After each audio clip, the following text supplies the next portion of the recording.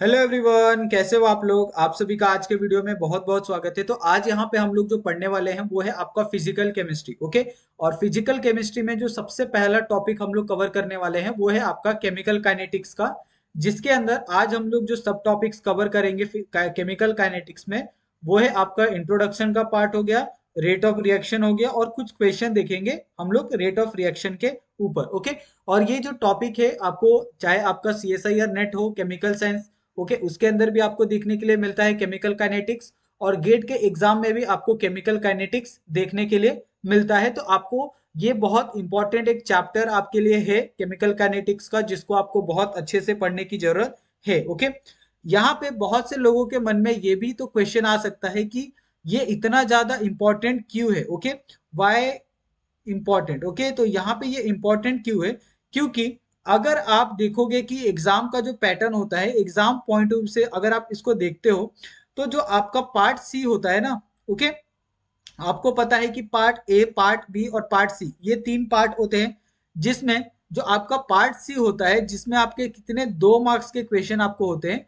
2 marks के question, ये लगभग कितने क्वेश्चन आते हैं, 2 से 3 क्वेश्चन आपको देखने के लिए मिलते हैं। ओके। अगर आप पार्ट बी की बात करो, जिसके अंदर एक क्वेश्चन कितने मार्क्स का होता है, 4 मार्क्स का, उसके अंदर आपको कितने 2 क्वेश्चन आपको देखने के लिए मिलते हैं, किसमें से, केमिकल काइनेटिक्स में से। और अगर आप इसका टोटल देखोगे तो ये टोटल 12 से 16 मार्क्स का आपको जो क्वेश्चन है, आपको चाहे आपका CSIR नेट का पेपर हो गया या फिर आपका गेट का पेपर हो गया, उसके अंदर आपको 12 से 16 मार्क्स का आपको इसके अंदर से देखने के लिए मिलता है। तो आप ऐसा समझ लो कि केमिकल काइनेटिक्स बहुत ही ज्यादा इंपॉर्टेंट एक चैप्टर है, जिसमें आप हर एक चीज को आप बहुत अच्छे से पढ़ोगे, बहुत बारीकी से आप क्या करोगे, इसको पढ़ोगे। ओके। यहाँ पे अगर आप टॉपिक देखोगे तो आज का जो हमारा टॉपिक कवर करने वाले हैं, हम लोग बेसिक इंट्रोडक्शन देखेंगे केमिकल काइनेटिक्स का, रेट ऑफ रिएक्शन के बारे में हम लोग पढ़ेंगे कि किस तरीके से रेट ऑफ रिएक्शन आप फाइंड कर सकते हो। और उसी रेट ऑफ रिएक्शन के ऊपर हम लोग क्या करने वाले हैं, जो कुछ क्वेश्चन है उसको यहाँ पे हम लोग देखने वाले हैं। ओके। तो गाइस, सबसे पहला तो आपको ये पता होना चाहिए कि what is rate of reaction. Okay. तो यहाँ पे सबसे पहला जो अगर आपके मन में एक क्वेश्चन आता है कि what is what is chemical kinetics. Okay. तो केमिकल काइनेटिक्स क्या होता है, क्योंकि आप सबसे ज्यादा इसी के बारे में आप अगर आप पढ़ने वाले हो आज, तो केमिकल काइनेटिक्स के बारे में आपको पता होना चाहिए, उसका डेफिनेशन आपको पता होना चाहिए कि उस केमिकल काइनेटिक का डेफिनेशन क्या है। तो ये क्या है, the branch of chemistry, okay,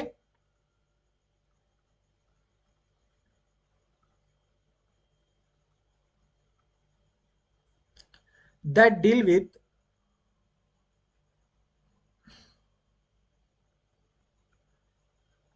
speed of reaction and also deal with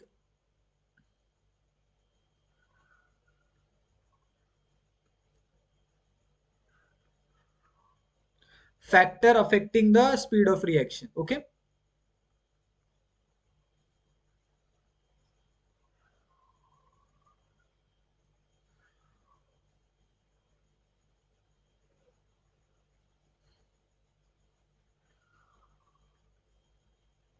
तो यहाँ पे ये सिंपल सा आपका जो डेफिनेशन है यहाँ पे केमिकल काइनेटिक्स का, कि what is chemical kinetics. The chemical kinetics is the branch of chemistry that deal with the speed of reaction. Okay. यहाँ पे मैं क्या करता हूँ, इसको हाईलाइट कर देता हूँ, that deal with the speed of reaction and also deal with the factor affecting the speed of reaction. Okay. तो यहाँ पे दो चीजों को हम लोग यहाँ पे बहुत अच्छे से देखेंगे।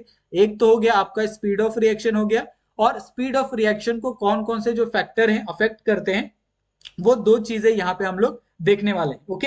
अगर आप यहाँ पे एक सिंपल सा अगर आप एग्जांपल भी ले लो, आपको पता है कि आपका जो एक फिजिबल रिएक्शन होता है, जैसे आप H2 देखते हो, ओके, या फिर आप उसके साथ O2 देखते हो, ओके, ये एक क्या है, ये भी गैस है, ठीक है, ये भी क्या है, आपका गैस है। लेकिन जब इसका रिएक्शन होता है तो आपको क्या मिलता है, यहाँ पे आपको H2O मिलता है, ये क्या है, आपका लिक्विड है। अभी मुझे बताओ, आपके एटमॉस्फेयर में आपका हाइड्रोजन का जो कंटेंट है वो बहुत ज्यादा है, आपके एटमॉस्फेयर में आपका जो ऑक्सीजन का कंटेंट है वो बहुत ज्यादा है, फिर भी आपको एक बूंद पानी बनने में कितना टाइम लग जाता है, बहुत लंबा समय लगता है। आप देखते हो कि जो बारिश का सीजन होता है वो 8 महीने के बाद आता है। ओके, तो आप सोच लो कि ये जो 8 महीने होते हैं, ये 8 महीनों तक ये जो पूरा प्रोसेस होता है वो पूरा प्रोसेस चलता है। तो एक तरह से हम लोग कह सकते हैं कि यहाँ पे जो स्पीड ऑफ टाइम लगने वाला है, स्पीड ऑफ रिएक्शन है, वो बहुत बहुत क्या है, स्लो है। ओके, तो यहाँ पे इसके अंदर हम लोग यहाँ पे लिख सकते हैं ये क्या है, स्लो रिएक्शन प्रोसेस। ओके, तो यहाँ पे बहुत स्लो क्या हो रहा है, यहाँ पे रिएक्शन हो रहा है, तभी जाके यहाँ पे क्या हो रहा है, आपको ड्रॉप ऑफ वाटर है वो आपको मिलने वाला है। ओके, इसी तरीके से आप एक और स्लो रिएक्शन का यहाँ पे एग्जांपल ले सकते हो, जैसे आपका ग्रेफाइट है। ओके, ग्रेफाइट आपने देखा होगा, अगर आप नहीं देखते हैं ग्रेफाइट को, अगर आपने नहीं देखा है तो आप पेंसिल निकालें, पेंसिल को आप शार्पनर से बहुत अच्छे से शार्प करें और उसके ऊपर जो आपको एक काली कलर की जो आप जिससे लिखते हो उसी को हम लोग क्या कहते हैं, ग्रेफाइट कहते हैं। ओके, ग्रेफाइट से अगर कार्बन डायमंड बनना है, ओके, आपको पता है कि जो डायमंड होता है वो डायमंड क्या होता है, एक कार्बन का ही फॉर्म होता है, और ग्रेफाइट होता है वो ग्रेफाइट भी क्या होता है, आपका कार्बन का फॉर्म होता है। लेकिन एक ग्रेफाइट से कार्बन अगर बनना है तो इसमें मिलियंस ऑफ ईयर लग जाते हैं, यहाँ पे आपका millions of year, thousands of year लग जाते हैं। ओके, एक सिंपल सा आपका एक डायमंड प्रोसेस होने के लिए। ये भी गारंटी नहीं होती है कि हर एक ग्रेफाइट से आपका कार्बन डायमंड यहाँ पे फॉर्मेशन में होगा ही होगा। ओके, तो ये क्या है, ये वेरी वेरी स्लो प्रोसेस है, वेरी वेरी स्लो प्रोसेस। एक तो होता है स्लो प्रोसेस जिसको आप देख सकते हो, ये वेरी वेरी स्लो प्रोसेस जिसको आप देख नहीं सकते। ओके, तो ये आपको समझ में आ गया होगा। उसके बाद एक और क्वेश्चन आपके सामने मैं रखता हूं, ठीक है।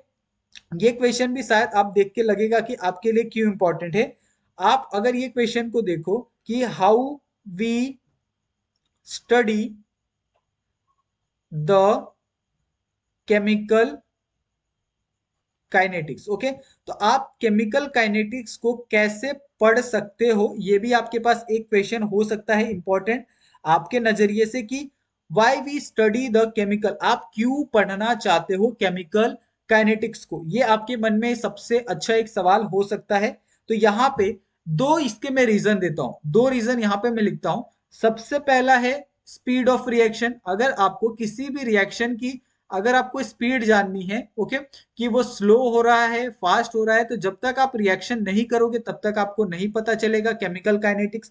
आप जब तक नहीं करोगे तब तक आपको नहीं पता चलने वाला है। ओके, दूसरा है आपका यहाँ पे factor affecting the speed of reaction. Okay, तो यहाँ पे factor affecting speed of reaction, यानी कौन कौन से आपके जो फैक्टर हैं वो स्पीड ऑफ रिएक्शन को क्या कर रहे हैं, यहाँ पे अफेक्ट कर रहे हैं। ओके, तो ये दो जो चीजें हैं यहाँ पे जिसकी वजह से आप क्या करते हो, केमिकल काइनेटिक्स का जो पूरा चैप्टर है आप क्या करते हो, यहाँ पे पढ़ते हो और इसके बारे में आप सीखते हो बहुत ज्यादा डिटेल के अंदर। ओके, ये तो हो गई अभी सिंपल सी बात। अभी यहाँ पे मैं क्या करता हूँ, जो हमारा केमिकल काइनेटिक्स है ना, ठीक है, यहाँ पे ये आपका क्या है, केमिकल काइनेटिक्स है। केमिकल काइनेटिक्स को मैं दो तीन सेक्शन में यहाँ पे डिवाइड करता हूँ ताकि आपको एक थोड़ा सा बेसिक सा आइडिया हो जाए कि ये जो केमिकल काइनेटिक्स होता है सिर्फ बहुत छोटा पार्ट नहीं है। केमिकल काइनेटिक्स आपको पढ़ने के लिए कम से कम 15-20 जो लेक्चर हैं वो आपको लगने वाले हैं, 15-20 वीडियो आपको सिर्फ केमिकल काइनेटिक्स के ऊपर ही आने वाले हैं। ओके, अगर आप केमिकल काइनेटिक्स के सेक्शन ए में देखते हो, ओके, ये आपका सेक्शन ए आप ले लो। सेक्शन ए में अगर आप यहाँ पे देखोगे तो सेक्शन ए में सबसे पहले जो आपका स्पीड ऑफ रिएक्शन होता है, ओके, ये आप सेक्शन 1 में स्पीड ऑफ रिएक्शन जब आप पढ़ोगे तो स्पीड ऑफ रिएक्शन में आपको सबसे पहले क्या है, यहाँ पे रेट ऑफ अपेयरेंस। ओके, तो यहाँ पे आपका रेट ऑफ अपेयरेंस ये आपको पढ़ने के लिए पढ़ना है। ओके, उसके बाद यहाँ पे आपका रेट ऑफ फॉर्मेशन आपको पढ़ना है। उसके बाद आपको यहाँ पे पढ़ना है रेट ऑफ डिसअपेयरेंस, ये आपको पढ़ना है। उसके बाद यहाँ पे आपको पढ़ना है रेट ऑफ कंजप्शन, ये आपको पढ़ना है। उसके बाद रेट ऑफ रिएक्शन, ये आपका एक अलग सा टॉपिक है। उसके बाद आपको यहाँ पे जो क्वेश्चन है वो आपको यहाँ पे देखना है। ओके, तो ये जो टॉपिक है सेक्शन ए के अंदर, चाहे आपका रेट ऑफ अपेयरेंस हो, रेट ऑफ फॉर्मेशन हो, रेट ऑफ डिसअपेयरेंस हो, रेट ऑफ कंजप्शन हो, रेट ऑफ रिएक्शन हो या फिर क्वेश्चन हो, ये सारी चीजें आपको सेक्शन 1 के अंदर देखनी है। ओके, उसी तरीके से अगर आप सेक्शन बी देखते हो, ओके, तो सेक्शन बी के अंदर आपको कौन कौन से टॉपिक कवर करने हैं, तो यहाँ पे ये जो पूरा टॉपिक होगा वो फैक्टर अफेक्टिंग के रिलेटेड होगा, ओके। तो यहाँ पे कौन कौन से जो फैक्टर है जो अफेक्ट करते हैं, okay, factor affecting the rate speed of reaction, okay. तो यहाँ पे factor affecting the speed of reaction, ये आपका क्या है, दूसरा सेक्शन है, जिसके अंदर आप कौन कौन से टॉपिक को कवर करने वाले हैं, रेट ऑफ एक्सप्रेशन, ओके, यहाँ पे आप रेट ऑफ एक्सप्रेशन आप लिख सकते हो, एक्स लिख सकते हो। उसके बाद यहाँ पे rate constant, okay, rate constant, ये आप एक टॉपिक को यहाँ पे देखने वाले हो, ठीक है। उसके बाद जो तीसरा टॉपिक है वो है आपका order of reaction, okay, order of reaction, ये आपका क्या है, तीसरा यहाँ पे आप टॉपिक है। उसके बाद चौथा है जीरो ऑर्डर रिएक्शन, ठीक है, zero order, okay, zero order reaction. उसके बाद आपका यहाँ पे है फर्स्ट ऑर्डर रिएक्शन, ठीक है, ये आप यहाँ पे देखने वाले हो फर्स्ट ऑर्डर रिएक्शन। उसके बाद यहाँ पे आप देखने वाले हो सेकेंड ऑर्डर रिएक्शन, ओके, ठीक है, ये सेकेंड ऑर्डर रिएक्शन आप देखने वाले हो। उसके बाद यहाँ पे देखने वाले हो nth ऑर्डर रिएक्शन, ठीक है, nth ऑर्डर रिएक्शन, ओके। ये सारे जो टॉपिक्स है आप क्या करने वाले हो, सेक्शन बी के अंदर कवर करने वाले हो, ओके। तो आपको यहाँ पे तो क्लियर हो गया कि आपका जो सेक्शन ए है और सेक्शन बी है उसके अंदर कौन कौन से जो टॉपिक्स है आपको यहाँ पे कवर करने हैं, ओके। उसके बाद आप चाहे तो method of calculating order of reaction आप देख सकते हो कि आप कौन कौन से मेथड है, चाहे आपका कॉम्प्लेक्स रिएक्शन हो, कॉन्जिक्यूटिव रिएक्शन हो, पैरेलल रिएक्शन हो, फोटोकेमिकल रिएक्शन हो, ओके, चेन रिएक्शन हो, ये सारी चीजें भी है जिसको आपको क्या करना है, पढ़ना है, ओके। तो यहाँ पे मैं वो सारी चीजें भी यहाँ पे मेंशन कर देता हूँ। जैसे यहाँ पे अगर आप नेक्स्ट यहाँ पे देखते हो जो है आपका मेथड, ओके, कौन कौन से मेथड यहाँ पे आप अप्लाई करने वाले हो, method to calculate, okay, method to calculate order of reaction, okay, order of reaction, okay, ये आप यहाँ पे देखने वाले हो। तो सबसे पहला इसके अंदर है काइनेटिक यानी कॉम्प्लेक्स रिएक्शन, ओके, तो आप देखने वाले हो सबसे पहला कॉम्प्लेक्स रिएक्शन है, ठीक है। दूसरा है आपका यहाँ पे कॉन्सेकेटिव रिएक्शन, ओके, तो यहाँ पे आपका कॉन्सेक्शन रिएक्शन है आपका दूसरा। तीसरा है आपका यहाँ पे, तीसरा आपका पैरेलल रिएक्शन है, ओके, तो ये आप पैरेलल रिएक्शन भी इसी के अंदर देखने वाले हो, ठीक है। उसके बाद चौथा है आपका फोटोकेमिकल, ठीक है, तो आप फोटोकेमिकल भी क्या करने वाले हो, इसी के अंदर आप देखने वाले हो फोटोकेमिकल रिएक्शन, ठीक है। उसके बाद फिफ्थ वाला है रिवर्सिबल रिएक्शन, रिवर्सिबल आप रिएक्शन भी आप क्या करने वाले हो, एज अ मेथड के रूप में आप क्या करने वाले हो, देखने वाले हो। उसके बाद आपका यहाँ पे जो चेन रिएक्शन है, चेन रिएक्शन भी आप क्या करने वाले हो, इसी के अंदर आप देखने वाले हो, ओके। तो आपको यहाँ तक तो पता चल गया कि आपका सेक्शन ए हो, सेक्शन बी हो, method to calculate the order of reaction हो, ये तीनों में आपको क्या क्या चीजें पढ़नी है, किस तरीके से पढ़नी है, वो सारी चीजें यहाँ पे आपको लिख के दे दी गई है, ओके। अभी यहाँ पे जो सबसे इंपॉर्टेंट है कि effect of temperature of rate of reaction, okay. तो यहाँ पे जो सबसे पहला एक यहाँ पे देखते हैं effect of temperature on rate of reaction, okay, rate of reaction के ऊपर टेम्परेचर का क्या क्या इफेक्ट होता है, उसमें क्या क्या चीजें आपको पढ़नी है। तो सबसे पहला आपका जो हुड कॉन्सेप्ट है वो आपको यहाँ पे देखना है, ओके, हुड कॉन्सेप्ट आपका ये सबसे पहला। दूसरा है आपका अर्हेनियस थ्योरी, ओके, तो अर्हेनियस थ्योरी को आपको यहाँ पे देखना है, ठीक है, ये आपका एक दूसरा हो गया। उसके बाद तीसरा है आपका यहाँ पे गार्डिनर कॉन्सेप्ट, ठीक है, ये आपने नहीं सुना होगा गार्डिनर कॉन्सेप्ट, लेकिन अर्हेनियस आपने सुना होगा, तो अर्हेनियस यहाँ पे पढ़ेंगे। उसके बाद गार्डिनर कॉन्सेप्ट यहाँ पे देखने वाले हैं। उसके बाद यहाँ पे एक्टिवेशन एनर्जी आप यहाँ पे देखने वाले हो, ओके, एक्टिवेशन एनर्जी, ओके, ये एक्टिवेशन एनर्जी आप ये वाला चैप्टर यहाँ पे देखने वाले हो। उसके बाद नेक्स्ट है आपका मॉडर्न थ्योरी, तो मॉडर्न थ्योरी भी यहाँ पे आप क्या करने वाले हो, देखने वाले हो मॉडर्न थ्योरी, ओके। उसके बाद नेक्स्ट है आपका यहाँ पे वो है कोलिजन थ्योरी, तो कोलिजन थ्योरी भी आप क्या करने वाले हो, यहाँ पे आप देखने वाले हो, ओके। तो कोलिजन थ्योरी भी आपको यहाँ पे पढ़ना है। उसके बाद आपका transition state theory of activation complex हो गया, या फिर द डायनेमिक अप्रोच हो गया, स्टैटिकल अप्रोच हो गया, ये सारे जो टॉपिक है ये सारे टॉपिक भी आपको इसी के अंदर temperature of rate of reaction के अंदर देखने हैं, ओके।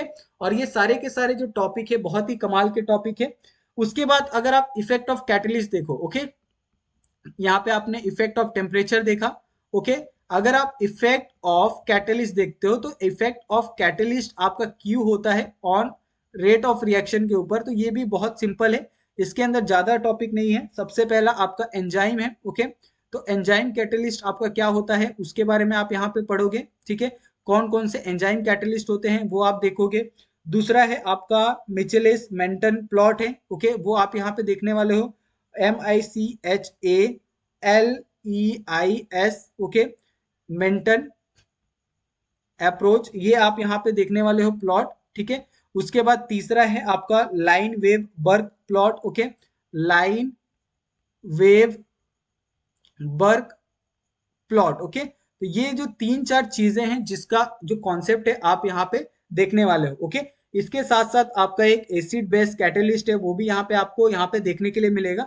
उसको भी यहाँ पे मैं लिख देता हूँ, एसिड बेस। ओके, तो एसिड बेस भी क्या है आपको यहाँ पे देखना है। ओके, उसके बाद जो आपका सेक्शन सी है। ओके, सेक्शन सी के अंदर आपको कौन कौन से टॉपिक है। सबसे पहला है आपका सॉल्यूशन काइनेटिक। ओके, तो यहाँ पे आपको सॉल्यूशन काइनेटिक भी आपको ये सेक्शन सी के अंदर पढ़ना है। सॉल्यूशन काइनेटिक यानी एक तरह से आपका लिक्विड जो काइनेटिक होगा वो किस तरीके से होगा। उसके बाद लिंडमैन मैकेनिज्म। ओके, तो ये आपका ये जो लिंडमैन मैकेनिज्म है उसको भी आपको यहाँ पे क्या करना है, पढ़ना है। ओके, तो इस तरीके से यहाँ पे आपका सेक्शन सी है जिसके अंदर आपको क्या है, सिर्फ दो ही टॉपिक क्या करने हैं आपको कवर करने हैं, और ये दो टॉपिक बहुत ही सिंपल है। ठीक है, तो आपको यहाँ तक आपका जो पूरा सिलेबस है वो आपको समझ में आ गया होगा कि किस तरीके से ये सारी चीजें आपको देखनी है। ओके, अभी यहाँ पे जो हमारा सेक्शन ए है। ओके, सेक्शन ए को हम क्या करते हैं, यहाँ पे स्टार्ट करते हैं और स्टेप बाय स्टेप हम लोग यहाँ पे देखते हैं। तो सेक्शन ए में जो सबसे पहला स्टेप था वो क्या था आपका, यहाँ पे rate of any chemical reaction. Okay, तो ये क्या था आपका, rate of any chemical reaction. Okay, तो rate of any chemical reaction आपको क्या करना था, इसके अंदर देखना था। ये बहुत ही सिंपल है। अगर सपोज आपको rate of any chemical reaction बोला जाए तो रेट ऑफ केमिकल रिएक्शन या फिर एक रिएक्शन होता है। ठीक है, एक सिंपल सा अगर आप रिएक्शन लेते हो तो सिंपल सा रिएक्शन किस तरीके से होता है, अगर आपके पास एक रिएक्टेंट होता है। ओके, ये रिएक्टेंट क्या करता है, यहाँ पे रिएक्ट होता है। ओके, और रिएक्टेंट रिएक्ट होके क्या फॉर्म करता है, यहाँ पे प्रोडक्ट फॉर्मेशन करता है। ओके, यानी एक रिएक्टेंट से ही क्या बनता है, आपका प्रोडक्ट बनता है। ओके, अभी अगर आप देखोगे कि रिएक्टेंट के अंदर और प्रोडक्ट के अंदर आप अगर इसके ध्यान से देखोगे तो ये हर एक फैक्टर के ऊपर डिपेंड करता है कि रिएक्टेंट कितने होंगे, आपके प्रोडक्ट कितने फॉर्मेशन में जाएंगे, तो ये अलग अलग चीजें हैं। ओके, अगर आप रेट ऑफ रिएक्शन को सपोज क्या करते हो, P P is equal to, यानी यहाँ पे आपने क्या किया है, यहाँ पे रेट को क्या रखा है, यहाँ पे R1, और दूसरा रेट आपका क्या है, R2 है। R1 के अंदर क्या रखा है आपने, जो टाइम है, टाइम को आपने 0 रखा है, यानी आपने 1 सेकेंड का भी इसके अंदर टाइम नहीं दिया है। और दूसरे अंदर वाले दूसरे में आपने क्या किया है, T1 रखा है, यानी टाइम आपने दिया है। तो जो रेट ऑफ रिएक्शन होगा, यहाँ पे जो प्रोडक्ट बनेगा वो प्रोडक्ट यहाँ पे कुछ नहीं बनने वाला है, 0 बनेगा। ओके, और यहाँ पे जो प्रोडक्ट है वो क्या होगा, यहाँ पे प्रोडक्ट का जो फॉर्मेशन है वो आपको देखने के लिए मिलेगा। ओके, या आप कह सकते हो कि जो प्रोडक्ट फॉर्मेशन होता है वो टाइम डिपेंडेंट भी होता है। ओके, यानी टाइम के साथ क्या होता है, प्रोडक्ट का फॉर्मेशन आपको देखने के लिए मिलता है। ओके, अगर आप किसी भी रिएक्टेंट को अगर आप करोगे, रिएक्टेंट का अगर प्रोडक्ट फॉर्मेशन होता है तो वो फास्ट भी हो सकता है, स्लो हो सकता है, या बहुत ज्यादा स्लो भी हो सकता है। आपको प्रोडक्ट 5 मिनट में भी मिल सकता है, आपको आधे घंटे में भी मिल सकता है, और आपको 30 दिन भी लग सकते हैं एक प्रोडक्ट फॉर्मेशन के लिए। ओके, तो यही सारी चीजें यहाँ पे आपको दी है। तो आप यहाँ पे बता सकते हो कि जो आपका R1 है, ओके, वो उसका जो कॉन्सेंट्रेशन होगा वो क्या होगा, R2 से ज्यादा होगा। ओके, अभी इसमें भी बहुत से जो बच्चे होंगे वो कंफ्यूज होंगे कि यहाँ पे R2 है, R2 में तो प्रोडक्ट का फॉर्मेशन हो रहा है, R1 में नहीं हो रहा है, तो R1 कैसे उसका कॉन्सेंट्रेशन ज्यादा हुआ। अभी मुझे बताओ, अगर आपके पास 100 रुपए हैं, अगर आपने 100 रुपए में से एक भी कुछ नहीं दिया, आपने कुछ खर्च नहीं किया, तो आपके पास कितने बचे, 100 रुपए बचे। दूसरे के पास अगर 100 रुपए हैं, जैसे ये R1 है। ओके, ये आपका क्या है, R2 है। R2 के पास भी 100 रुपए हैं, लेकिन उसमें से उसने क्या किया है, 20% खर्च कर दिए हैं। उसके परसेंट कितना बचा है, 80%, यानी 80 रुपीज बचा है। तो मुझे बताओ कि जो R1 है वो ज्यादा स्टेबल है या R2 ज्यादा स्टेबल है। तो R1 क्या होगा, R1 की जो कॉन्सेंट्रेशन होगी वो ज्यादा होगी एज कंपेयर टू आपका R1। ओके, तो ये आपको समझ में आ गया होगा कि किस तरीके से आपको यहाँ पे ये सारी चीजें निकालनी है। ओके, अगर आपको ये भी पूछा जा सकता है कि इसका अगर आपको चेंज निकालने बोला तो आप चेंज कैसे निकालोगे, तो सिंपल है R2 माइनस आपका R1। ओके, इससे आप चेंज निकाल सकते हो। आपका R2 क्या है, छोटा है, R1 बड़ा है, तो ये क्या आ जाएगा आपका नेगेटिव आएगा। ओके, तो यहाँ पे जो आपका चेंज आएगा वो चेंज किस में होगा, आपका नेगेटिव में होगा। ओके, उसी तरीके से अगर आप प्रोडक्ट निकालना चाहते हो तो प्रोडक्ट भी आप निकाल सकते हो। ये आपका P2 माइनस P1 आ जाएगा। ओके, पहले वाले में प्रोडक्ट आपका क्या होगा, जीरो होगा, दूसरे वाले में प्रोडक्ट क्या होगा आपका ज्यादा होगा। तो ये क्या हो जाएगा, यहाँ पे आपका ये पॉजिटिव आ जाएगा, ये आपका प्लस, ये आपका क्या होगा माइनस होगा, ये प्लस होगा, तो यहाँ पे आ जाएगा आपका प्लस। तो क्योंकि प्लस बड़ा है इसके लिए प्लस का साइन यहाँ पे आ जाएगा। ओके, तो ये भी आपको कॉन्सेप्ट बहुत अच्छे से समझा होगा, क्योंकि पहले में जो प्रोडक्ट है वो कुछ भी फॉर्म नहीं हो रहा है लेकिन दूसरे में फॉर्म हो रहा है। यहाँ पे आपका पहले में फॉर्म हो रहा है लेकिन दूसरे में फॉर्म नहीं हो रहा है। ओके, इसके लिए यहाँ पे R2 बड़ा है, अगर आप बड़े में से छोटे को माइनस करते हो तो बड़े का ही साइन आता है यहाँ पे। ओके, तो आपको ये समझ में आ गया होगा कि किस तरीके से यहाँ पे अगर आपको चेंज इन कॉन्सेंट्रेशन बोला या फिर चेंज ऑफ रिएक्टेंट बोला, चेंज ऑफ प्रोडक्ट बोला, ओके, तो आप किस तरीके से यहाँ पे निकाल सकते हो। ओके, सपोज मैं यहाँ पे क्या करता हूँ, एक रिएक्शन कंसिडर करता हूँ। ओके, यहाँ पे मैं एक रिएक्शन को क्या करता हूँ, कंसीडर करता हूँ, कंसीडर ए रिएक्शन। ओके, ये रिएक्शन को मैं यहाँ पे कंसीडर करता हूँ। अब सपोज रिएक्शन क्या है आपका, कि आपके पास दो यहाँ पे रिएक्टेंट है। ओके, दो रिएक्टेंट से क्या बन रहा है, यहाँ पे आपका प्रोडक्ट का फॉर्मेशन हो रहा है। ओके, अभी मुझे बताओ ये आपका क्या है, रिएक्टेंट है, ठीक है, ये आपका सिंपल सा रिएक्टेंट है, ये आपका क्या है यहाँ पे प्रोडक्ट है, ठीक है, ये आपका प्रोडक्ट है। आपको इतना पता चल गया रिएक्टेंट और प्रोडक्ट क्या होता है। अभी मुझे बताओ जो आपका यहाँ पे रिएक्टेंट है, रिएक्टेंट के अंदर क्या हो रहा है, रेट ऑफ कंजप्शन हो रहा है, यहीं से कुछ ना कुछ तो जाएगा तभी तो प्रोडक्ट बनेगा। यहाँ पे आप कह सकते हो रेट ऑफ कंजप्शन।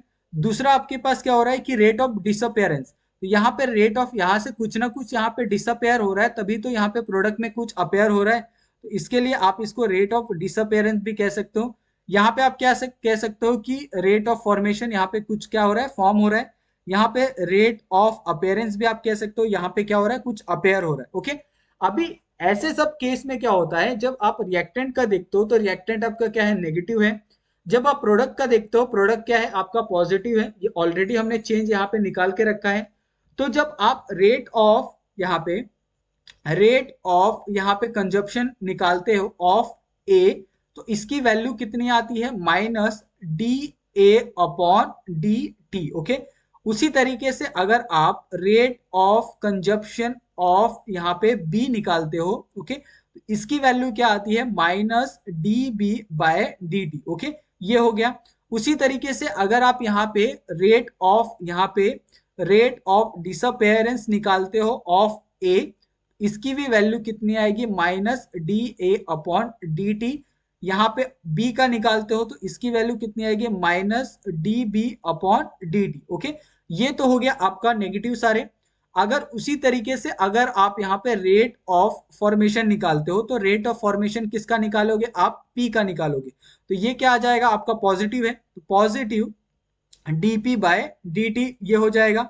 उसी तरीके से रेट ऑफ अपेयरेंस निकालते हो ऑफ p का, तो ये क्या हो जाएगा आपका, plus dp upon dt। Okay, तो ये आपको समझ में आ गया होगा। तो यहाँ पे आपको ये समझ में आ गया होगा कि रेट ऑफ अपेयरेंस क्या होगा आपका, plus DP upon dt। Okay, यानी ये दोनों आपके पॉजिटिव में होंगे जो प्रोडक्ट साइड आएंगे। ओके, ये आपका यहाँ पे आपको दिख रहा है। और जो आपके रिएक्टेंट साइड जितने भी आपके आएंगे, चाहे आपका रेट ऑफ डिसअपेयरेंस हो, रेट ऑफ कंजप्शन हो, ओके, ये सारी चीजें जो आएगी वो क्या आ जाएगी, आपकी नेगेटिव आएगी। ठीक है, तो ये आपको समझ में आ गया है। इसी के ऊपर मैं क्या करता हूँ, एक आपको एग्जांपल देता हूँ, यानी एक तरह से जो आपका क्वेश्चन होता है वो आपको यहाँ पे देता हूँ। जैसे आपके पास ए है प्लस आपका बी है, जिससे आपका क्या बन रहा है, एक प्रोडक्ट बन रहा है। प्रोडक्ट आपका क्या है, सी प्लस डी है, और आपको इसका क्या पूछा है, रेट ऑफ रिएक्शन पूछा है। ओके, सपोज यहाँ पे आपको रेट ऑफ रिएक्शन यहाँ पे लिखना है, या सिर्फ आपको क्या पूछा है यहाँ पे, सिर्फ आप इसका रेट ऑफ एब्जॉर्प्शन या फिर rate of absorption and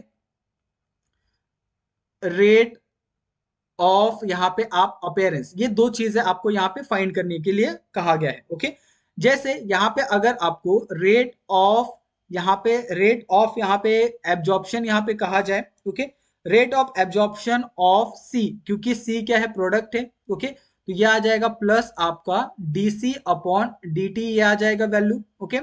rate of absorption of यहाँ पे डी, तो ये वैल्यू क्या आ जाएगी, प्लस आपका आपका D D upon D T, okay, ये वैल्यू आ जाएगी। उसके बाद रेट ऑफ यहाँ पे डिसअपेरेंस आएगा ऑफ ए, ओके, इसकी वैल्यू क्या आ जाएगी, minus D A upon D T, ये आ जाएगी। उसके बाद rate of disappearance of B, इसकी वैल्यू क्या आ जाएगी, minus D B upon D T, okay. तो आपको इतना समझ में आ गया है कि आप आसानी से, चाहे आपका रिएक्टेंट हो या प्रोडक्ट हो, उसका आप रेट ऑफ यहाँ पे, चाहे आपका कंजप्शन हो, डिसअपेरेंस हो, या प्रोडक्ट में आपका फॉर्मेशन हो या फिर अपेयरेंस हो, वो आप आसानी से यहाँ पे निकाल सकते हो, ओके। सॉरी, अभी मुझे बताओ यहाँ पे कि क्या आप इन सभी का इस्तेमाल करके क्या रेट ऑफ रिएक्शन निकाल सकते हो। जैसे मेरे पास यहाँ पे ये पूरा इंफॉर्मेशन आ गया, तो क्या आप इन सभी का इस्तेमाल करके रेट ऑफ रिएक्शन आप निकाल सकते हो। रेट ऑफ रिएक्शन का जो फॉर्मूला है वो सबसे पहले आपको यहाँ पे मैं दे देता हूँ। Rate of disappearance, okay, of reactant, okay. तो आपको क्या करना है, यहाँ पे सबसे पहले रिएक्टेंट देखना है, ओके। उसके बाद यहाँ पे नीचे आपको लिखना है स्टोइचियोमेट्री, ओके, यहाँ पे स्टोइचियोमेट्री, ओके। उसी तरीके से आप rate of appear of product का भी आप निकाल सकते हो। यहाँ पे आपने रिएक्टेंट का निकाला है, आप प्रोडक्ट का भी निकाल सकते हो, ओके।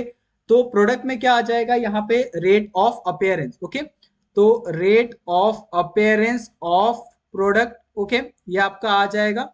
और नीचे आएगा आपका स्टोइचियोमेट्री, ओके, तो ये आपका आ जाएगा स्टोइचियोमेट्री, ठीक है। तो ये आपका बहुत ही सिंपल है, ये आपका क्या है, प्रोडक्ट का है, ये आपका क्या है, रिएक्टेंट का है। Rate of reaction of reactant, rate of reaction of product, तो ये दोनों चीजें आप निकाल सकते हो बहुत ही सिंपल तरीके से। आपको क्या करना है, सिर्फ ये जो यहाँ पे आपको फॉर्मूला दिया है, उस फॉर्मूले को आपको याद रखना है, और उसी फॉर्मूले के हिसाब से क्या करना है, आपको जितने भी क्वेश्चन है आपको सॉल्व करने हैं, ओके। यहाँ पे हम लोग जो क्वेश्चन आंसर का जो सीरीज है उसको स्टार्ट करते हैं। अभी यहाँ पे अगर मेरे पास एक क्वेश्चन है जिसमें आपको दिया है 2a प्लस आपका 3b, it gives the 2c, यानी यहाँ पे ये क्या है, आपका ये रिएक्टेंट है, ओके, ये आपका रिएक्टेंट साइड है, ये आपका क्या है, प्रोडक्ट साइड है, ओके। आपके पास रिएक्टेंट और प्रोडक्ट आपके पास है, और पूछा है आपको रेट ऑफ रिएक्शन, आपको यहाँ पे क्या करना है, निकालने के लिए पूछा है। अभी मुझे बताओ कि क्या आप यहाँ पे रेट ऑफ रिएक्शन निकाल सकते हो। तो हम सबसे पहले क्या करेंगे, यहाँ पे रेट ऑफ डिसअपेयरेंस ऑफ ए निकालेंगे, ठीक है, जिसकी वैल्यू क्या आ जाएगी, minus D A upon D T, ये आ जाएगी, ठीक है। उसके बाद यहाँ पे दूसरी वैल्यू निकालेंगे हम लोग, rate of disappearance of B, जिसकी वैल्यू क्या आ जाएगी, minus D B upon D T, यह आ जाएगी आपकी वैल्यू, ओके। उसके बाद तीसरा वैल्यू होगा रेट ऑफ यहाँ पे अपेयरेंस ऑफ सी, जिसकी वैल्यू आ जाएगी plus D C upon D T, okay. ये तीनों की वैल्यू आपको पता है, आप तीनों की वैल्यू बहुत आसानी से यहाँ पे निकाल सकते हो, इसमें कोई दिक्कत नहीं आने वाली, ओके। अभी यहाँ पे क्या करना है, आपको रेट ऑफ रिएक्शन निकालना है हर एक का। अभी यहाँ पे रेट ऑफ डिसअपेयरेंस निकालना ए का, अभी मुझे क्या करना है, रेट ऑफ रिएक्शन ऑफ ए का निकालना है। तो ये वैल्यू क्या आ जाएगी, जैसे हमने कहा था ये आपका रिएक्टेंट साइड है, तो रिएक्टेंट का यहाँ पे क्या आ जाएगा, आपका ये सिंपल आ जाएगा, minus D A upon D T, okay. और अपॉन में क्या आ जाएगा, आपका स्टोइचियोमेट्रिक रेशियो है, तो वो क्या है, आपका 2 है, तो यहाँ पे 2 आ जाएगा, ओके, ठीक है। अभी इसको मैं क्या करता हूँ, एक सिंगल डिजिट में कन्वर्ट करता हूँ, minus D A upon D T, okay. यहाँ पे आपका 2/1 है, तो यहाँ पे क्या हो जाएगा, मल्टीप्लाई बाय 1/2 हो जाएगा, ओके, ये हो गया। उसी तरीके से rate of reaction of B, ये बी में किस तरीके से आएगा, minus D B upon D T, और स्टोइचियोमेट्री क्या है आपका 3/1 है, ठीक है। तो ये इसको अगर हम लोग एक सिंगल में रखें तो क्या आ जाएगा आपका D B upon D T, okay, multiply by 1/3, ये हो गया। उसी तरीके से rate of reaction of C, ये वैल्यू किस तरीके से आएगी, प्लस आपका डी सी अपॉन यहाँ पे डी टी, यहाँ पे आपका क्या आ जाएगा, स्टोइचोमेट्री में क्या आ जाएगा आपका यहाँ पे 2/1 यानी 2, ठीक है, इज इक्वल टू प्लस आपका D C upon D T multiply by 1/2। Okay, तो तीनों का यहाँ पे रेट ऑफ रिएक्शन हमने निकाल दिया। ओके, अभी आपको क्या करना है, तीनों को आपको कंबाइन कर देना है, ठीक है। तो यहाँ पे जो रेट ऑफ रिएक्शन होगा, रेट ऑफ रिएक्शन क्या होगा आपका 1/2, ओके, ब्रैकेट में minus D A upon D T, ठीक है, ये आपका पहला, इज इक्वल टू 1/3 ब्रैकेट में minus D B upon D T, okay, is equal to plus आपका 1/2 ब्रैकेट में आपका D C upon D T. Okay, ये आपका क्या है, रेट ऑफ रिएक्शन है for 2a plus 3b it give the 2c। Okay, यहाँ पे इसका एक कंप्लीट रेट ऑफ रिएक्शन हमने यहाँ पे आपको लिख के बता दिया। ओके, इसी तरीके से यहाँ पे मैं और एक छोटा सा क्वेश्चन करके दिखाता हूँ।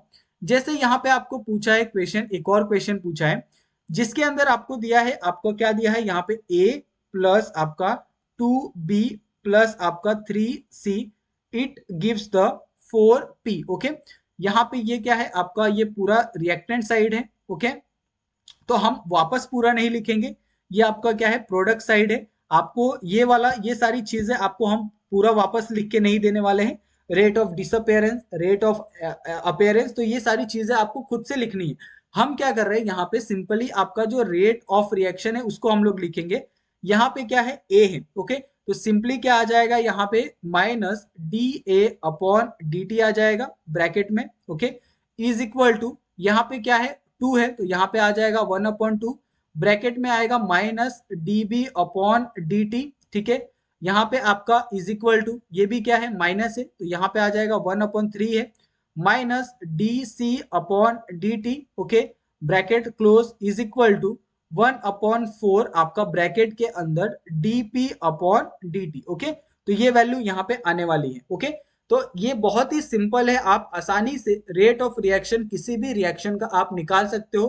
कोई भी रिएक्शन आपको देने दो, उसका अगर आपको रेट ऑफ रिएक्शन पूछा जाए, रेट ऑफ यहाँ पे डिसअपेयरेंस पूछा जाए, रेट ऑफ कंजप्शन पूछा जाए, रेट ऑफ अपेयरेंस पूछा जाए, रेट ऑफ फॉर्मेशन पूछा जाए, तो आप सारी चीजों को यहाँ पे आप बहुत ही आसानी से निकाल सकते हो। ये बहुत ज्यादा कॉम्प्लिकेटेड नहीं है। ओके, आपको सिर्फ थोड़ा सा पेशेंस रखना है, पेशेंस रख के आप ये सारी चीजों को आप निकाल सकते हो। ओके, यहाँ पे हम क्या करते हैं, एक और क्वेश्चन को देखते हैं। ये क्वेश्चन बहुत ही सिंपल है। यहाँ पे आपको क्वेश्चन क्या दिया है उसको हम लोग थोड़ा सा पहले लिखते हैं। जैसे यहाँ पे आपको एक रिएक्शन दिया है। ओके, यहाँ पे आपको एक रिएक्शन क्या दिया है वो सबसे पहले यहाँ पे हम लोग लिखते हैं। रिएक्शन में आपको कहा गया है 2a प्लस आपका b इज इक्वल टू आपका 3z। ओके, ये आपको वैल्यू दी है। इफ रेट ऑफ कंजप्शन आपको दिया है, यहाँ पे रेट ऑफ कंजप्शन आपको दिया है जिसकी वैल्यू क्या दी है यहाँ पे आपको 2 मल्टीप्लाई बाय 10⁻⁻⁴ ओके, मोल पर DM cube second inverse. Okay, ये आपको दिया है। और द रेट ऑफ फॉर्मेशन दिया है आपको जेड। ओके, और रेट ऑफ फॉर्मेशन क्या दिया है आपको, जेड दिया है। ठीक है, तो जेड की वैल्यू है क्या आपको निकालनी है। ओके, तो जेड की जो वैल्यू है वो क्या करने हैं आपको निकालनी है। तो क्या आप जेड की वैल्यू निकाल सकते हो यहाँ पे, ये सारा आपको इंफॉर्मेशन देख के, तो आप बिल्कुल निकाल सकते हैं। बहुत ही सिंपल है। तो आप कैसे निकाल सकते हो ये यहाँ पे आपको निकाल के हम बताते हैं। जैसे यहाँ पे आपको रिएक्शन दिया है तो आप सिंपली क्या करो, रिएक्शन लिख लो 2a प्लस आपका b it gives 3z। Okay, अभी मुझे बताओ ये क्या है, आपका रिएक्टेंट है। ठीक है, ये आपका सिंपल सा रिएक्टेंट है। ये क्या है, आपका प्रोडक्ट है। ठीक है, ये आपका क्या है, सिंपल सा प्रोडक्ट है। अभी मुझे बताओ कि रेट ऑफ, यहाँ पे चाहे आपका कंजप्शन दिया है तो आप क्या करोगे, रेट ऑफ रिएक्शन अगर आप निकालना चाहते हो तो उसके लिए आप सीधे रेट ऑफ रिएक्शन, यहाँ पे रेट ऑफ जो डिसअपेयरेंस है या फिर अपेयरेंस है वो ना निकाल के आप रेट ऑफ रिएक्शन हम डायरेक्ट निकालते हैं। क्योंकि आप पीछे वाले स्लाइड को अगर आप देखोगे, फॉलो करोगे, तो आपको rate of absorption, rate of disappearance, rate of formation या रेट ऑफ यहाँ पे अपेयरेंस, ये सारी चीजें आप निकाल सकते हो। इसके लिए हम क्या करते हैं, यहाँ पे रेट ऑफ जो रिएक्शन है वो डायरेक्ट यहाँ पे निकालते हैं। ये आपका रिएक्टेंट साइड है, तो रिएक्टेंट साइड में क्या आ जाएगा आपका 1/2 आ जाएगा ब्रैकेट में minus D A upon D T आ जाएगा, ठीक है, bracket close, is equal to, ये आपका बी है तो ये अब 1/1 आ जाएगा, ब्रैकेट में क्या आ जाएगा आपका minus D B upon D T आ जाएगा, ठीक है, इज इक्वल टू, यहाँ पे आपका 3z है, ओके, प्रोडक्ट के अंदर तो 1/3, ये आपका प्लस आ जाएगा D Z upon D T, okay, ये वैल्यू यहाँ पे आ गई। अभी मुझे बताओ यहाँ पे रेट ऑफ कंजप्शन आपको दिया है कितना, 2 × 10⁻⁴, ओके, और ये किसका दिया है आपको, ए का दिया है, ओके, यानी इसकी वैल्यू आपको दी है, इसकी वैल्यू कितनी दी है आपको, 2 × 10⁻⁴ दी है, ओके। आपको क्या करना है, अगर इसकी वैल्यू कितनी दी है आपको 2 × 10⁻⁴ ऑलरेडी आपको दी है, ठीक है, रेट ऑफ एब्जॉर्प्शन, और आपको क्या पूछा है यहाँ पे रेट ऑफ, यहाँ पे आपको क्या पूछा है, यहाँ पे रेट ऑफ, यहाँ पे जो फॉर्मेशन है जेड का वो आपको पूछा है, तो सिंपली आप क्या करोगे, यहाँ पे 1/3 को कंपेयर कर दोगे, ओके, क्योंकि आपको इसके बारे में पूछा है तो आपका बी का यहाँ पे कोई काम नहीं है, तो D Z upon D T, okay, ये आपने क्या किया डायरेक्टली यहाँ पे इसको कंपेयर कर दिया, ओके। जब आप इसको कंपेयर करोगे तो जो इसका आंसर आएगा वो क्या आएगा, वो आपको यहाँ पे लिखना है, ओके, तो ये कितना हो जाएगा आपका 1/2 D A upon D T, तो यहाँ पे आपका 1/2 अपॉन ये 1/2 आप एज इट इज रखोगे, ओके, ये आपका 1/2 हमने एज इट इज रखा, तो यहाँ पे क्या आ जाएगा आपका, ये आ जाएगा आपका 3/2, क्योंकि यहाँ से ये 3 मल्टीप्लाई हो जाएगा और नीचे क्या क्या है 2 है, ओके, एज इट इज 2 × 10⁻⁴, ये आपका एज इट इज है, ठीक है, यहाँ पे आ जाएगा इज इक्वल टू आपका D Z upon D T, ये आपकी वैल्यू आ गई। उसके बाद यहाँ पे क्या आ जाएगा, यहाँ पे ये आ जाएगा 3 × 10⁻⁴ मोल, ओके, मोल डीएम इनवर्स, ओके, सेकेंड का इनवर्स, ये आपका क्या आ जाएगा आंसर आ जाएगा। अगर आप इसको सॉल्व करते हो तो 3/2 × 2 × 10⁻⁴, ओके, तो आप सिंपली कर लो, अगर आप यहाँ पे ये काट देते हो यहाँ पे तो 3 × 10⁻⁴ हो जाएगा और ये क्या हो जाएगा आपका आंसर हो जाएगा, ओके। क्या ये निकालना डिफिकल्ट है? मेरे हिसाब से बिल्कुल भी डिफिकल्ट नहीं है। आपको सिर्फ क्या निकालना आना चाहिए, रेट ऑफ रिएक्शन निकालनी चाहिए। और रेट ऑफ रिएक्शन कैसे निकालते हैं यहाँ पे हमने बताया है आपको कि आप रेट ऑफ रिएक्शन आप कैसे यहाँ पे आप निकाल सकते हो किसी का भी, किसी भी रिएक्शन का, ओके। तो यहाँ पे भी सेम आपको उसी तरीके से यहाँ पे सारी चीजें आपको दी है और उसी तरीके से आपको क्या करना है इसको सॉल्व। यहाँ पे आप देख सकते हो कि जो आपको नेक्स्ट क्वेश्चन दिया है, नेक्स्ट क्वेश्चन में आपको क्या पूछा है, यहाँ पे ये जो क्वेश्चन है आपको गेट 2008 में आया था ये क्वेश्चन, कि अगर आपको पूछा जाए कि फॉर द रिएक्शन जिसके अंदर आपको एक दिया है कि 2x3 is equal to 3x2 the rate of formation of x2 is, okay, यहाँ पे आपको रेट ऑफ रिएक्शन दिया है, ओके, रेट ऑफ रिएक्शन यानी क्या दिया है आपको 2x3 is equal to 3x2 दिया है, और जिसमें आपको रेट ऑफ फॉर्मेशन की जो वैल्यू है x2 है उसकी जो वैल्यू है वो कितनी आएगी वो आपको यहाँ पे पूछा है सिंपली, ओके। तो हम क्या कर सकते हैं यहाँ पे रेट ऑफ, सबसे पहले तो आपको क्या निकालना है, रेट ऑफ डिसअपेरेंस निकालना है। तो रेट ऑफ डिसअपेरेंस आप कैसे निकाल सकते हो, dx3 का, ओके, यहाँ पे तो ये क्या आ जाएगा आपका dx3 अपॉन dt, ये आपका माइनस, ओके। उसी तरीके से रेट ऑफ अपेयरेंस आप निकाल सकते हो, वो किसका है आपका यहाँ पे x2 का, तो dx2 अपॉन यहाँ पे dt, ओके, ये आपकी हो गई। अभी आप क्या करो इसका रेट ऑफ रिएक्शन निकाल दो दोनों का, ओके। तो रेट ऑफ रिएक्शन क्या आ जाएगा, पहले का आपका 1/2, ठीक है, माइनस आपका dx3 अपॉन dt, ये आपका पहले का हो गया, इज इक्वल टू 1/3 आपका dx2 अपॉन dt, ओके, ये आपका दूसरे का है, ठीक है। अभी मुझे बताओ यहाँ पे रेट ऑफ फॉर्मेशन दिया है, तो रेट ऑफ फॉर्मेशन किस में होता है, प्रोडक्ट में होता है, तो आपको dx2 और dt की वैल्यू यहाँ पे दी है कितनी, x², ओके, ये आपको वैल्यू यहाँ पे दी है, तो रेट ऑफ फॉर्मेशन भी आप निकाल सकते हो। तो रेट ऑफ फॉर्मेशन में अगर आपको दिया है यहाँ पे, ये रेट ऑफ फॉर्मेशन क्या है, यहाँ पे रेट ऑफ फॉर्मेशन आपको ऑलरेडी दिया है, वो क्या दिया है आपको dx का 2 अपॉन dt, ओके। और यहाँ पे अगर आप इस चीज को देखोगे, यहाँ पे dx² प्लस dt, तो यहाँ पे आपको ये वैल्यू दी है जो है आपका रेट ऑफ फॉर्मेशन, ओके। तो यहाँ पे हम सिंपली क्या करेंगे, ये दोनों को कंपेयर करेंगे, तो दोनों को जब आप कंपेयर करते हो यहाँ पे, तो ये क्या आ जाता है आपका 3/2, ठीक है, यहाँ पे आएगा माइनस dx3/dt। ओके, आप चाहो तो इसको करके भी देख सकते हो सिंपली। यहाँ पे ये वाला क्या हो जाएगा, कट हो जाएगा, क्योंकि यहाँ पे रेट ऑफ फॉर्मेशन है। तो ये वाला क्या हो जाएगा, यहाँ पे आपका मल्टीप्लाई हो जाएगा, ठीक है। तो ये 3/2 हो जाएगा माइनस dx/dt। तो ये बहुत ही सिंपल है। और ये यहाँ पे जो ऑप्शन नंबर 4 है वो यहाँ पे आने वाला है। ओके, तो इसी तरीके से आप नंबर ऑफ क्वेश्चन को यहाँ पे सॉल्व कर सकते हो। आपको कोई भी क्वेश्चन यहाँ पे दिया जाए, आप आसानी से वो सारे के सारे क्वेश्चन को आप क्या कर सकते हो, सॉल्व कर सकते हो। ओके, यहाँ पे मैं कुछ क्वेश्चन आपको लिख के देता हूँ, आपको क्या करना है, यहाँ पे सॉल्व करना है। यहाँ पे आपको रिएक्शन दिया है, ठीक है। आपको क्या करना है, रिएक्शन आपको दिया है 1/3 A प्लस आपका 2B is equal to 4C। ये आपको करना है, जिसमें आपको क्या करना है, रेट ऑफ रिएक्शन निकालना है।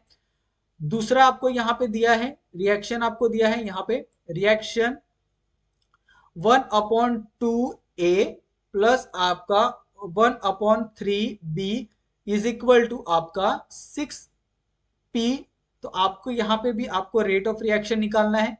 तीसरा क्वेश्चन है आपको यहाँ पे दिया है, तो तीसरे क्वेश्चन में आप कर सकते हो क्या, तीसरा क्वेश्चन हम लोग ले लेते हैं यहाँ पे, रिएक्शन, ठीक है। ये आपका रिएक्शन है जिसके अंदर आपको दिया है 2A प्लस आपका B इज इक्वल टू आपका 3Z। ओके, तो इसका जो रेट ऑफ रिएक्शन है वो भी आपको निकालना है। उसी तरीके से अगर आप फोर्थ वाला क्वेश्चन देखोगे, तो फोर्थ वाले क्वेश्चन में आपका रिएक्शन क्या दिया है, यहाँ पे आपको रिएक्शन आपको दिया है यहाँ पे 2A प्लस आपका 3B इज इक्वल टू यहाँ पे गिव्स 5C। आपको इसका भी रेट ऑफ रिएक्शन आपको क्या करना है, निकालना है। तो यहाँ पे मैं आपको 4 क्वेश्चन होमवर्क के लिए दे रहा हूँ। आप क्या करोगे, ये चारों क्वेश्चन को आप सॉल्व करोगे और मुझे आप चाहे आप टेलीग्राम पे भेजो, ओके, या फिर आप मुझे यहाँ पे इंस्टा पे भेजो, ठीक है, इंस्टा पे भेजो। लेकिन आपको ये चारों के चारों क्वेश्चन क्या करने हैं, आपको सॉल्व करने हैं। बहुत इजी क्वेश्चन है, सिर्फ आपको रेट ऑफ रिएक्शन लिखना है और रेट ऑफ रिएक्शन लिख के आपको क्या करना है, इसको सेंड करना है मुझे। आप टेलीग्राम पे भेज सकते हो, इंस्टा पे भेज सकते हो, या फिर आप कमेंट करके इसका जो कुछ भी अगर आपको डाउट लगता है तो आप हमसे पूछ सकते हो। ओके, तो इस तरीके से ये वाला भी आपका जो टॉपिक है यहाँ पे कंप्लीट होता है। अगर आपको इसके अंदर कुछ भी थोड़ा बहुत डाउट लगता है तो प्लीज आप लोग हमें कमेंट करके पूछे। आप लोग बिल्कुल भी ना हिचकिचाए, आप हमसे क्वेश्चन करें जो भी आपको डाउट लगता है। क्वेश्चन चाहे आपका छोटा हो या बड़ा हो, उससे कोई मैटर नहीं करता, लेकिन आपके मन में कोई भी डाउट नहीं होना चाहिए, क्योंकि ये CSIR नेट केमिकल साइंस के लिए है। ओके, आप ये छोटे मोटे क्लास के लिए होता है, तो मैं आपको नहीं इतना फोर्स करता। तो आप उस चीज के हिसाब से थोड़ा सा सीरियसली लो और आप उस चीज को अच्छे से करो। कुछ भी डाउट होता है प्लीज आप पूछो। और अगर आपको हमारी वीडियोस पसंद आती है, ओके, तो आप प्लीज हमें लाइक कीजिए हमारे वीडियो को, ओके, और हमें हमारे चैनल को सब्सक्राइब करना बिल्कुल मत भूलिएगा। ऐसे बहुत सारे आपको, एक तरह से हम लोग CSIR नेट और गेट का सारा सिलेबस आपको यूट्यूब के ऊपर फ्री ऑफ कॉस्ट यहाँ पे आपको प्रोवाइड करने वाले हैं। ओके, तो प्लीज आप उसके लिए हमें सब्सक्राइब कर लें, ठीक है। और अपने दोस्तों के साथ भी आप शेयर कर सकते हैं। यहाँ पे आपको सारा का सारा जो कंटेंट है उनको मिलने वाला है 110%। ओके, तो थैंक यू सो मच आप सभी का। मिलते हैं हम लोग नेक्स्ट वीडियो में नए टॉपिक के साथ। Thank you so much. Okay.